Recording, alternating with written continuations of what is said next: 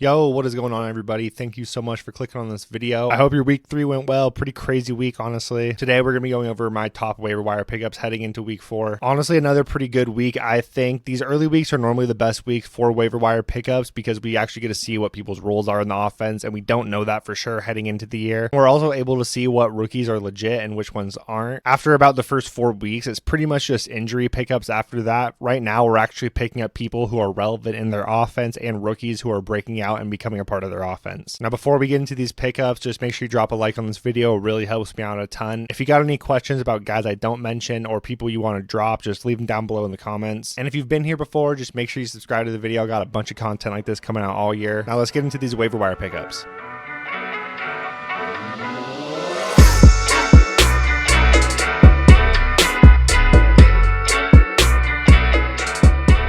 First up, to nobody's surprise, it's going to be Devonta Chain. He's rostered in about 47% of league. I think everyone pretty much saw what the Dolphins did last week, what he did, Raheem Mostert did, Tyreek, Tua, everyone on that team. Chain specifically, he had 18 rushes for 203 rushing yards, 2 touchdowns, 4 receptions for 30 yards, and another 2 touchdowns. Dropped about 50 points in fantasy. Went absolutely crazy. Now, it does seem like the Denver Broncos have one of the worst defenses in the NFL, but the Miami Dolphins definitely have one of the best, if not the best, offense in the entire NFL. Devonta Chain, a third-round rookie coming out of Texas A&M. He's a little undersized, but unbelievably explosive. His tape was so good coming out of college. There was a lot of hype around him, but that size was the only thing that really worried. But going to the Dolphins, pretty much the best offense for him. And last week, when he really got his first opportunity, we saw what he could do. I mean, obviously, this is more than anyone expected, and it's not like he's going to be doing this every single week. This performance is definitely going to give him a big part of the offense going forward, and he doesn't need a ton of touches to be really good for fantasy.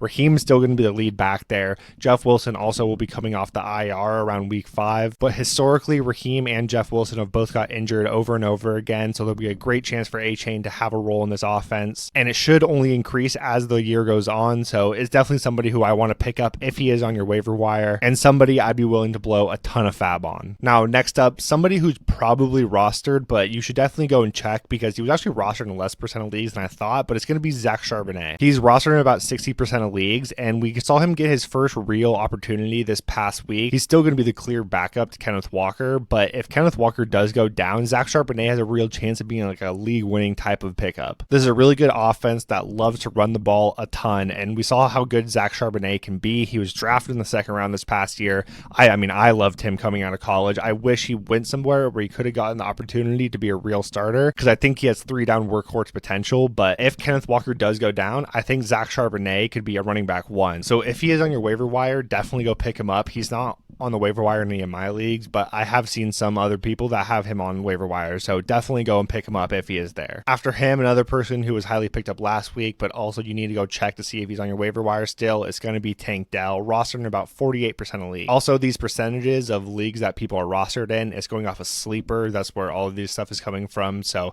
it could be different for other leagues, but all the percentages are actually from sleeper. Tank Dell, though, he had 7 targets, went 5 receptions, 145 yards, and a touchdown. I think Nico Collins will still be the wide receiver 1. That's what we saw from the first couple weeks, but Tank Dell has out-targeted him the past 2 weeks, so don't know exactly what it is going to be going forward, but CJ Stroud seems like he's somebody who's legit, so this is another rookie who's only going to keep improving as the year goes on, and we saw it flash in the first couple weeks, so another person who probably isn't on your waiver wire, but if he is, got to be a priority ad. All right, up next is going to be Quentin Johnston. He's rostered in about 51% of leagues right now. He hasn't really shown a ton on the field, but this is obviously because Mike Williams just tore his ACL. We just found that out. So he's going to be out for the rest of the season. So that means that Quentin Johnston should have the opportunity to step up. He is a very highly drafted first-round rookie this year, and he has a very similar style and body type to Mike Williams, but obviously he hasn't quite developed into that yet. It's going to take some time to become that type of wide receiver, but he will have a lot more opportunity going forward, and this is a very high-powered offense. Now, one thing to know is that we saw recently when Austin Ekeler went out of the lineup that Josh Kelley doesn't come in and just replace Austin Ekeler. They run an entirely different style of offense. So Quentin Johnston isn't going to come in and just replace Mike Williams. They're going to utilize him, but it's not going to be in the same role. Joshua Palmer will also be utilized a ton. He's he's going to be my next guy I'm going to talk about just because they go hand in hand. But Quentin Johnston, I would pick him up right now, probably ahead of Joshua Palmer, unless I need someone to play this week. This week, obviously, I'm going to play Joshua Palmer ahead of Quentin Johnston, but Quentin Johnston is more of the long-term play, the higher upside. But if you do need someone to play, going to be Joshua Palmer. They really go hand in hand. He could be one of the top pickups if you need someone to play this week. But me personally, I'm taking the shot on Quentin Johnston, the young rookie. Going to have more time to actually get integrated into the offense, and kind of knowing that he's going to get that opportunity, hopefully it will help him out some. And we've already seen from Joshua Palmer, he can be useful, but he's not going to be able to really take over and be a dominant wide receiver, a guy who can come in and get you some points, but the upside isn't going to be there. And Quentin Johnston, I think, has a much more higher probability of taking over. I think after them, the next guy you're going to want to pick up is going to be Marvin Mims. He's rostered right now in about 27% of leagues. The thing with him is he just has not been on the field very much. He's getting like 25% of the snaps every single game, but it seems like every single time he's on the field, he's making some insane play. Always these downfield shots that he just keeps connecting on, and it's been really nice to see so far. And since he is a second-round rookie, his opportunity is only going to keep going up as the season goes on. Now, he does have Courtland Sutton and Jerry Jeudy ahead of him, so that is definitely difficult. And also, the Broncos just aren't very good. But so far, his talent has really jumped off the screen every time I'm watching. And so he's another person who I don't really want to play this week, but if I have the ability to stash him, I really want to stash him on my bench right now. After him is going to be another rookie. It's going to be Tajae Spears. Rostered right now in about 33% of leagues, but he's actually outsnapped Derrick Henry 2 of the 3 weeks we've played so far. And he's looked pretty good on those opportunities, although the Titans just don't look very good overall. And I don't think he's going to overtake Derrick Henry, but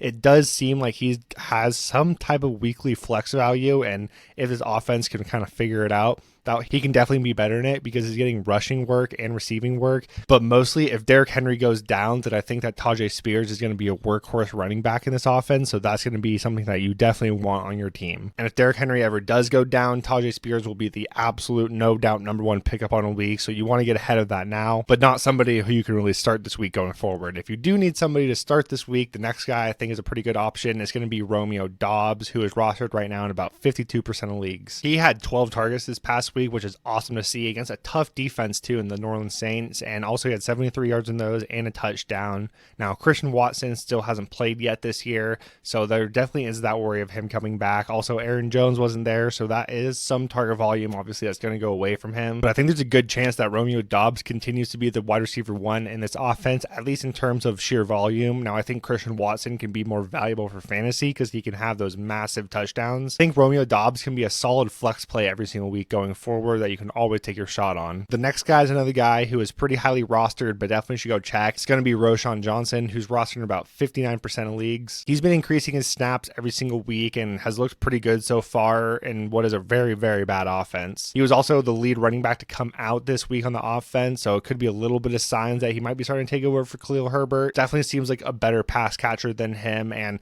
this offense just has not been good whatsoever so far. So if they can get any type of playmakers going, then they're going to want to utilize him. So I think that this is somebody that you're also going to want to hold on to. If you have him on your team, if he's on your waiver wire, then definitely can go make a trip for him. Next up, going to be Kendry Miller, rostered in about 46% of leagues. We didn't really see a lot from him this first week, but the offense wasn't that good. They lost Derek Carr midway through it, although it seems like he's going to be fine.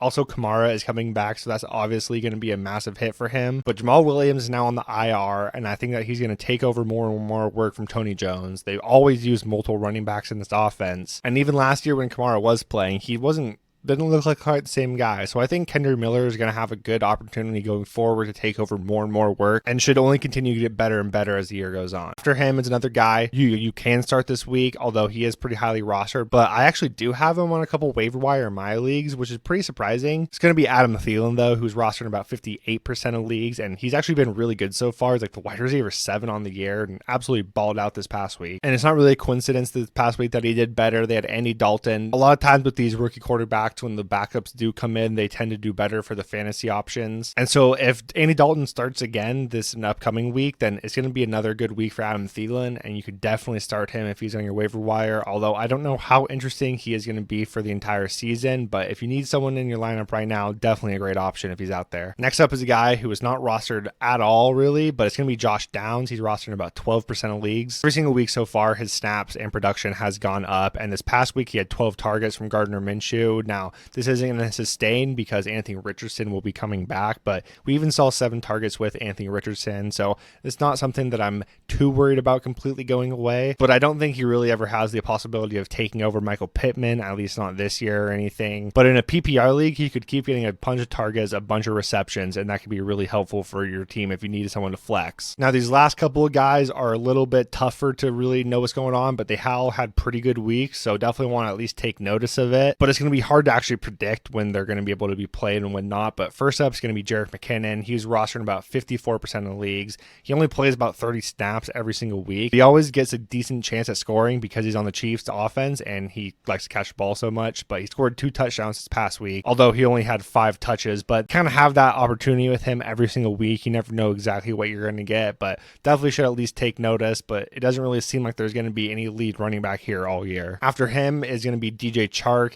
He's only rostered about 15% of the league, so definitely very intriguing. And this game was his first time this year where he's really had a full workload, and he also had Andy Dalton, so you don't know exactly what it's going to look like with Bryce Young. But this past week, he had 11 targets, turned into 86 yards and a touchdown. Really nice to see all that. And if Andy Dalton plays again this week, then I definitely think this is somebody who you could flex in your lineup if you need to start. And lastly, I'm going to have Ezekiel Elliott here. He's rostered in about 51% of leagues right now. Only played on 38% of snaps, which is, not very exciting, but he did get 16 carries on those, and he went 5 yards per carry with those 16 carries. And against a really good Jets defense, so that was really encouraging to see. Ramondre is still the lead back here, but I think this is something that we're going to at least want to monitor going forward. He did have one game this year where he had like 7 targets, so we've seen it in the receiving and rushing game from him this year. It'll be interesting to see how they use him going forward, so I think it's just something we definitely want to monitor. All right, but there we have it. Those are the main pickups I have for this week. There could be some other like random guys who I don't even have mentioned here because I don't think that they should be on waivers at all, but they are. So